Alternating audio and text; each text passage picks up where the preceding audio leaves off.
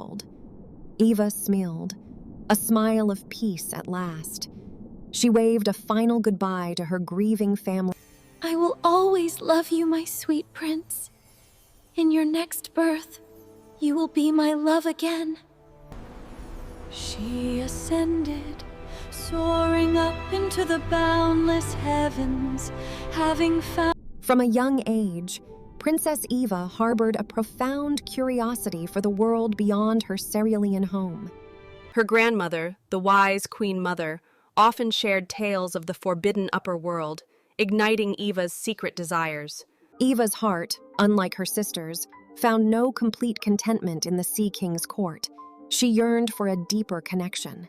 Amidst the vibrant pageant of Marina's 18th birthday, the Sea King's powerful gaze held a note of caution. Marina, newly turned 18, dreamt of the annual journey to the surface, a brief, sanctioned glimpse of the alien world above.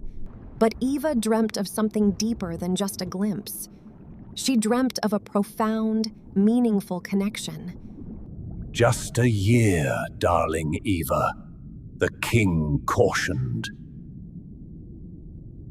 Eva could only nod, but the seed of her secret desire had already taken root, watered by impatience and a fierce idealism. The night before Eva's own 18th birthday, sleep was a distant concept, her chambers pulsing with anticipation.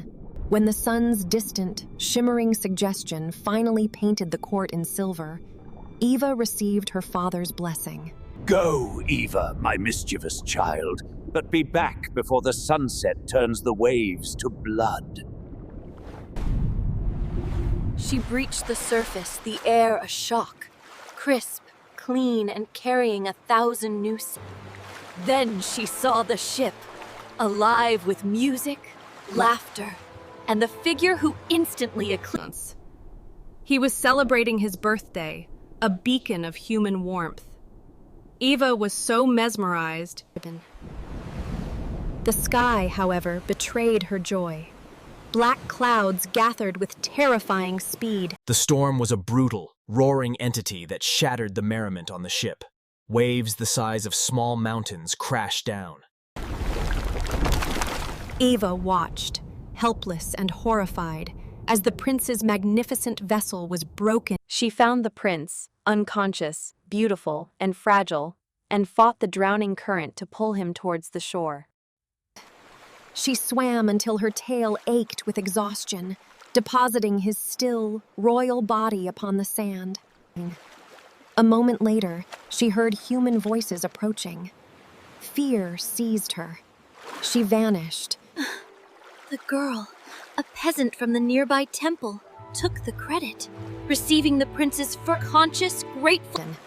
Eva's heart split, a sharp, immediate pain. Pips raged, but Eva silenced him. But as the sun dipped, Eva knew the truth. She could not live without seeing him again. Her longing was a disease. Back in the submerged palace, Eva's love turned into a consuming agony.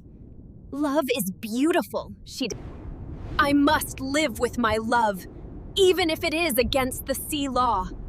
The only solution lay in the witch, a monstrous figure whose den was a thicket of polyps and skeletal remains, watched Eva's approach in her scrying pool.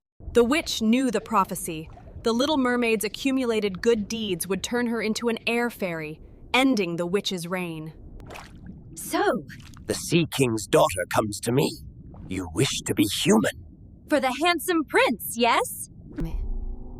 Eva was resolute. I do not care about the sorrow it may bring. I will pay any price.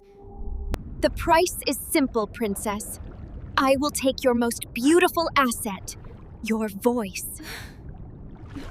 And remember this, little fool, the witch hissed. If the prince truly, completely falls in love with you and... But if he marries another, at dawn on the first day after the ceremony, you will die of a broken heart, and your body... Eva did not hesitate. I can sacrifice anything for him. Taking the magic potion, she swam with a feat. She reached the beach, the sand cool beneath her. She raised the burning liquid to her lips, bracing for the inevitable pain. She drank the burning liquid and screamed. She collapsed, unconscious. Silence on land, but a storm brewing in her heart, unseen by mortal eyes. She awoke to the prince's concerned gaze. He found her, beautiful and speechless, upon the sand.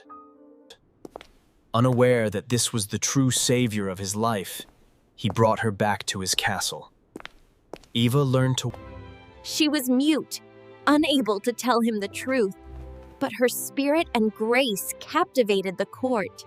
"You are the love of my life," he confessed, eyes alight. Will you marry me? Eva's heart soared. Her sacrifice had paid off.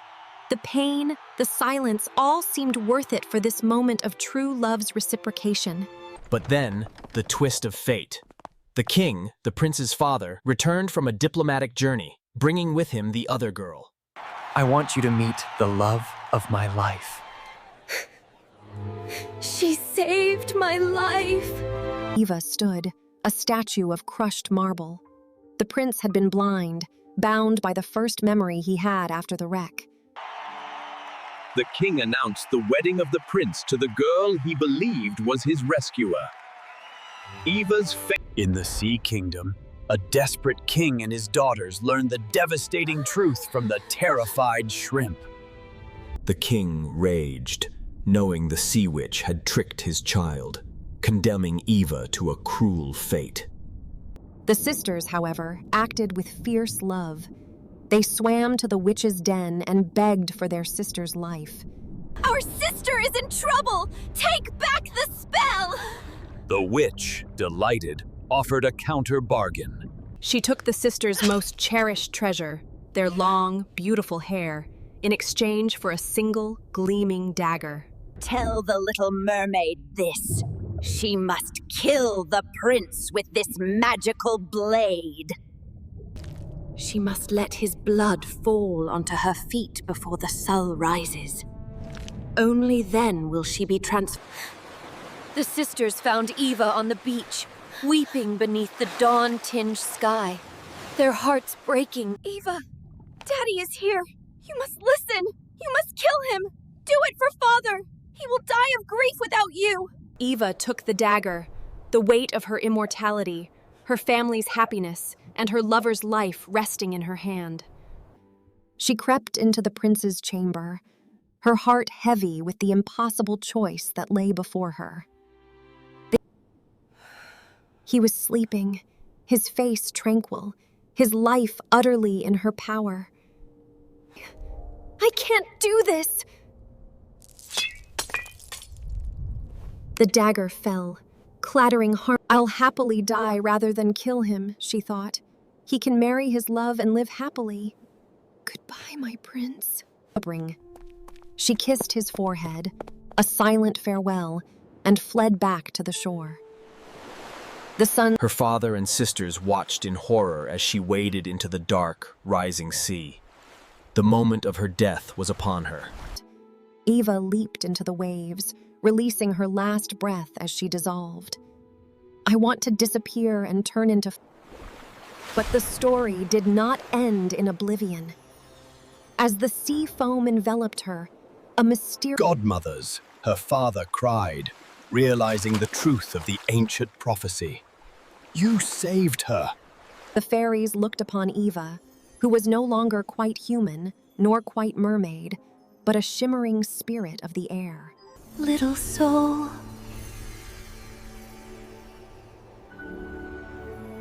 we are here to give you the... You chose not to seek life at the cost of another's soul. And in your future birth, you will be born fully human. Eva smiled, a smile of peace at last. She waved a final goodbye to her grieving family below, a silent promise in her eyes. I will always love you, my sweet prince. In your next birth,